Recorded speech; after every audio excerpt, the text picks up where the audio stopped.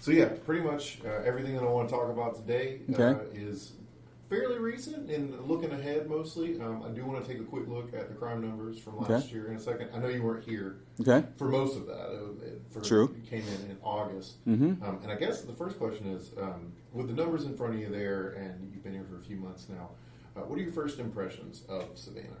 Well, yeah, of course, it's a great city and a great community. The numbers itself, I mean, I think this is a great testimony to the hard work the men and women of the Savannah Police Department have done and continue to do on a daily basis. I mean, you know how challenging last year was for the men and women of the Savannah Police Department with everything from the demerger to a line of duty death to a change in leadership. And they still went out every day and, dedicated themselves to keeping this community safe. And the statistics show the outstanding work they did. We still came in with a decrease in violent crime, a decrease in property crime, and a decrease in overall crime of 9%. Yeah, and I think those are really good to look at. And I was telling people just last night, I was at a bar in Midtown, and I was just talking to people. I mentioned I was a crime reporter, and like, oh, how's crime going this year? And I was like, well, I've been writing a really long story about this. But yeah, I think those are really great numbers. Those are billboard numbers. It's like this is down this much. But when you look at the crime stats, what are you looking for? Like as a police chief, from a police standpoint, what do you see? What is the value of it? Well, of course, first and foremost, you want to look at what is of major interest to the people in this community. And it's usually a combination of violent crime and property crime. In this community, we focus a lot on violent crime, but we also look at our property crime numbers. And one of the things that I talked about with council was the number of vehicles that are reported to be burglarized where the vehicles were left unlocked, and the number of guns that have been stolen out of vehicles in our community. And that's something that we continue to fight on a daily, weekly, and monthly basis, is trying to convince people to lock their cars and to be responsible gun owners. Yeah, absolutely. And I was saving that for a little bit later, but since you brought it up, last year you guys had a campaign, and one of the biggest drops in property crimes this year over last year was theft from auto. And that's, I don't know, is that a testament to the nightly lockup campaign? I think that's part of it, but the other part of it is, yes, we are seeing some people who are, adhering to that program, but we're also seeing a number of people who are not. And the troubling thing is, not only are they not participating in that program or following the direction of that program, but they're also leaving valuables, including firearms, in their vehicles. All right. And another one of those numbers that people talk about a lot is the homicide number. And there's good reason for that. Homicide is arguably the worst crime that someone can commit. And in 2015, when we were still merged, there were 53. And that number kind of scared folks. Like most of the people over in city council right now ran on a crime platform after that year because it was bad and people were scared. That was one of the worst years for crime, period. So when you look at that number this year of 28, right? Like that's a significant drop from one of the worst times in Savannah. Well, it is a significant decrease, but I'm sure you know as well as I do, Will, any loss of life is tragic. Whether it's 1 or whether it's 28, it's very tragic, and it has a significant impact on families, and it has a significant impact on the community as a whole. But we're also trying to do everything we can to make sure that those numbers remain as low as possible. Now, there's only so much we can do sometimes about certain homicides that occur, but we look for homicides that are kind of pattern-related things that maybe we as an agency can address. Those that may be gang-related, those that may be drug-related, those that may be narcotics-related. And those are the ones we really focus in on and see, is there anything we could or should do to try and address those types of issues so that it doesn't cause the numbers to continue or the numbers to increase. Right, absolutely. And this year, you guys have been pretty busy so far in doing what I imagine is just that. My eyebrows kind of raised when I saw the task force numbers on the city council presentation the other day. Can you kind of talk to me a little bit about the task force? Because let's see, pull the numbers up here. The numbers of arrests in a lot of categories: felony arrests, misdemeanor arrests. Let's see, traffic citations. Like traffic citations last year, there were 805, and in a month and a week, you guys have issued 491 in the new year. What's different about this? What is this task force doing? Well, the big thing is, first and foremost, I'm very proud of the outstanding work the task force members continue to do out there on a daily basis. But we, back in November of last year, we took a more in-depth look at how we were using our task force and how our task force was being deployed. And what we were doing prior to November was we were more reactive as opposed to being proactive. Whenever we saw a problem or an issue in an area, then we would deploy the task force to that area. And we deploy them out there on a very limited basis. It may be for 2 or 3 nights, 2 or 3 days, and then we pull them back, and then we wait for another problem to occur, and then we redeploy the task force. So what we've done is the task force at that particular point in time, Will, was very large. I mean, it was anywhere between 20 to 30 people who were involved in the task force. What we've done is we've kind of created a smaller group of the task force and spread them out on a more daily, nightly basis. So now, instead of having the task force out there on a periodic basis, maybe 2 or 3 times during a specific point in time where we're having a crime issue in the neighborhood, we've got them out there 7 days a week, anywhere between 16 to 20 hours a day as far as coverage. So they're spread out. They're all over the city. Task force officers are in the northwest part of the city, the east side, central, and they're also down south in the southern part of the city. Gotcha. So besides having, in my opinion, a cooler name, what is different about that than regular patrols, like just regular straight up policing? Well, what they're doing is we're sending our task force officers into areas where we know we've been dealing with problem people and problem locations. And instead of waiting for crimes to occur, the task force officers are out there and they're being visible. And they first and foremost are looking for people that we know are problem people, and they're focusing in on and really honing in on those problem locations and spending time around those problem locations. And lo and behold, when you're hanging out in an area where you know you've been dealing with some crime challenges, you're running into people who are out there who are part of the criminal element. You do a traffic stop, it can result in a citation, it can result in an arrest, and it could result in a weapon being confiscated and pulled off the street. And 61 times that has happened in just the last 5 weeks. You know, the number of weapons that they have confiscated that have been involved in illegal activity is eye-opening, but it's also very impressive. Yeah, no, it's a far cry from last year. So these numbers on the city council presentation, these are from the task force from last year, not Correct. just overall. No, just from the task force, just the Violent Crimes Task Force. Gotcha. Just wanted to make sure to clarify that. Yeah, so, I mean, is this going to continue throughout the year? Like how, it seems like a very high intensity, you're sending people out, 7 days a week. That's, I mean, obviously it's different shifts, but that is a lot of work. How much stress on the department? Because these are officers, right? Like these are regular officers that are involved in these task forces. Well, these are specific investigators who are assigned to the task force. So one of the things I want to make very clear is we're not pulling resources from other areas of the department to staff the Violent Crimes Task Force. These are people who are already in non-patrol related assignments who are supplementing our patrol officers. Gotcha. So these would be like detectives? They would be like detectives or officers who are assigned to task force operations, whether it's DEA or one of the ATF or one of the other federal task forces. But we're bringing them in on a more regular basis and spreading them out. Some of them are some of our narcotics officers or officers who are assigned to special narcotics related task force. Gotcha. So yeah, on to relationship-based policing. That is something you have talked about quite a bit. Tell me about some of the relationships you've established in Savannah since being here. Well, since I've been here, one of the things that I've really stressed is getting out into the neighborhood and having more face time with our residents. And we're getting really good comments from our residents who are saying that they're seeing the officers out of the cars more. They're very impressed with seeing the officers out on the walking beats. We're starting to increase the number of roll calls in the street that we're doing. We've done 2 already so far this year, and we've got several more that are going to be scheduled. And then we're going to be looking at doing more events, things like Coffee with a Cop and other community-related events. But we just don't want it to stop at us getting out and being visible in the community. We also want to make sure that the members of our community also are able to build that stronger relationship and partnership with us in other ways. And that's one of the reasons why we've expanded our presence in social media. All of the precincts now have their own dedicated Facebook page. and they're also on nextdoor.com. And now there's kind of a healthy competition going on between the precincts to see, who can get the most followers on their Facebook page. I talked to one captain earlier today, and she's like, well, such and such precinct already has 1,000 followers. I got to catch up.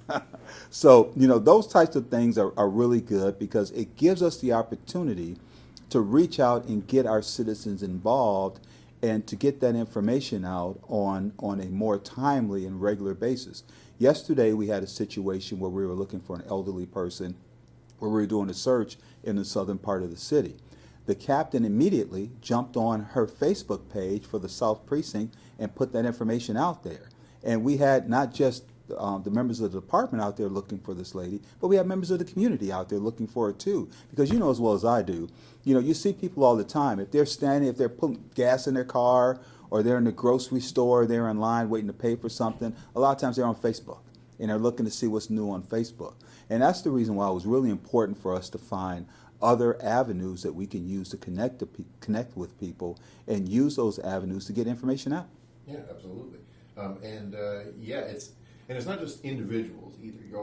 I went to an event, I don't remember exactly when it was, but you gathered a bunch of religious leaders from across the city. What are the advantages of that? Well, the advantages of that is what we're looking at doing is developing a stronger relationship and partnership with our clergy members, because we realize some of the challenges and some of the issues that members of our community are facing. There's a church on just about every corner in this city. And we realize that there are a lot of members of the community of faith who have programs in place who can assist people with some of the things they may be going through. Whether it's a hunger problem, whether it's a child discipline problem, whether it's a marriage or a relationship type problem. They're members of the community of faith who are more than willing and have stepped up and said, if you're having a problem in this area, and it's in the area where my house of worship is, we're willing to go into that area and help and assist and see what we can do. So we brought our community of faith members in. We kind of gave them an overview of some of the things that we're seeing out in the community. And we're developing very, very strong relationships and partnerships with them, where the precinct captains are now calling on those individuals in the community saying, here's a neighborhood or an area or a community where we're saying where maybe your church or your house of worship can go and assist the people in this area. Yeah, absolutely. So let's talk a little bit about demerger. It's been a little bit over a year, a few weeks past a year since then, and I was doing some math yesterday with you guys' crime stats and Chatham Police's crime stats, and what I found was I thought it was pretty interesting. Crime overall in both jurisdictions, which would have been the old Savannah Chatham Police jurisdiction, is down by 9.8% overall. Okay. I think does that speak to the testament of you guys working together and the partnership there? Well, I think what you have with the demerger, which is really great, because you have two separate police departments that are working together collaboratively. And I think it's really great that even though we're two separate police departments, there's still a great working relationship between the two police departments. And I've said it before. Anytime I've ever needed anything from Chief Hadley, I pick up the phone and I've called him and he's made it happen. Anytime he's needed anything from us, he calls and he just picks up the phone and we make it happen. A couple of weeks ago, they had a double shooting out in the county, and they believed that they had a suspect barricaded in the house. And right now, Chatham County does not have their own dedicated SWAT team. So Chief Hadley called me. He said, here's what I have. Can we get your SWAT guys out there? And I said, done. And hung up the phone, made a phone call, and our SWAT guys were on the way. And it's the same thing with anything we've needed. And it also helps that we have several members of our police department who are familiar and still friends and have a great working relationship with several members of his police department. So it's great that even though we're separate, we still have that great working relationship together. There's no competition that I'm aware of. There's no animosity between the two agencies that I'm aware of. It's two separate law enforcement agencies that work very well together. And I think that type of relationship really benefits both communities. Yeah, absolutely. And Hadley said the exact same thing when I asked him about that with you. And you guys are both from Michigan off the bat, yeah, right? We are, and never realized that. We both were born and raised in Michigan. And it's really interesting because a lot of the people that I know in the law enforcement circle are also really good friends with Chief Hadley. Oh, about that? That's pretty neat. That's pretty neat. Y'all both ended up kind of in the same area. So yeah, looking forward. 2019 is here. We're a couple months into it already, and you guys have obviously the task force that is a different laying out for the task force to begin with. But what else is coming down the pipeline this year for you guys? Well, we're going to continue to build on a strong relationship and partnership with the members of our community.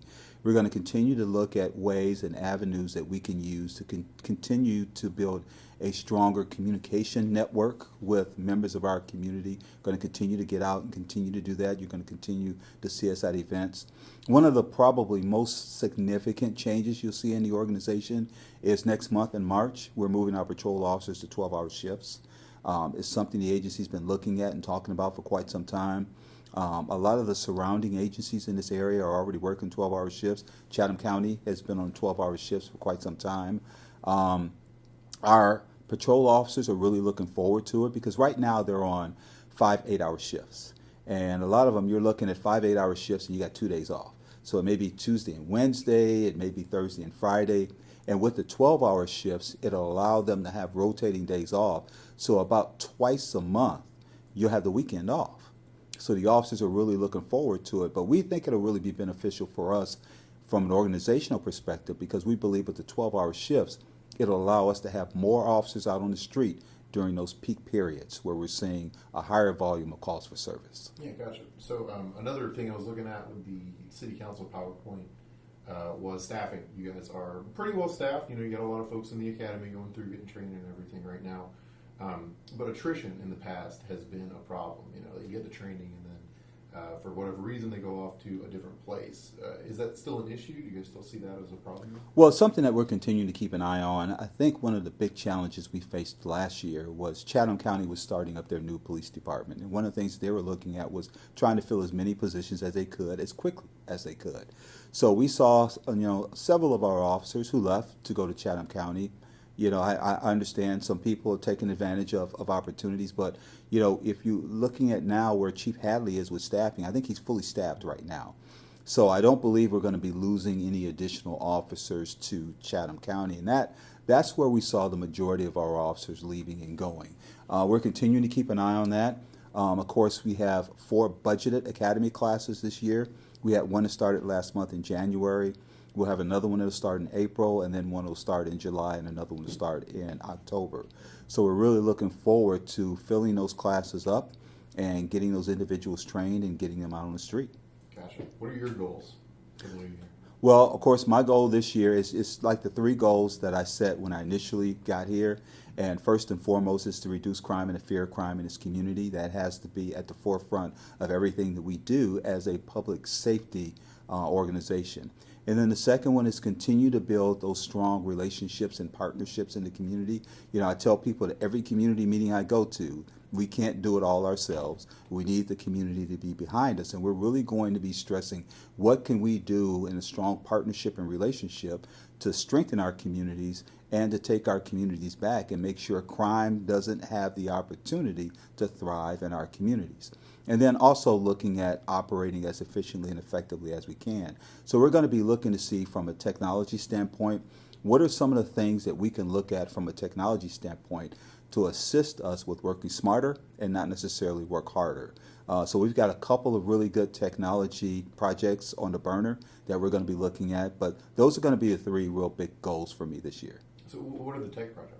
Well, we're looking at one that will assist us with, use of force investigations. And, right now we're doing the majority of our use of force investigations, they're paper investigations. So they're paper files. So we're looking at transmitting or transferring that over to an electronic type program. We're also going to be looking to see what we can do to implement electronic ticket citations. Our officers right now are all doing paper citations. And we're one of the few agencies in this area that's still doing paper citations. So we're going to be looking to see what we can do to transition that over to electronic ticket writing.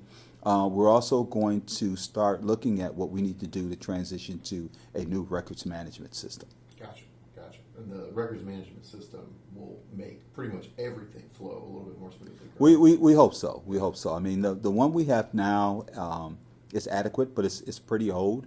and it's not able to do everything that we'd like for it to do. So we're at the point now where we really need to look at, at least starting the process of transitioning to a new records management system. Yeah, absolutely. That's true. Well, thank you again, Chief. Okay, That's you're pretty much welcome. all I got, man. Thank you. Okay, all right.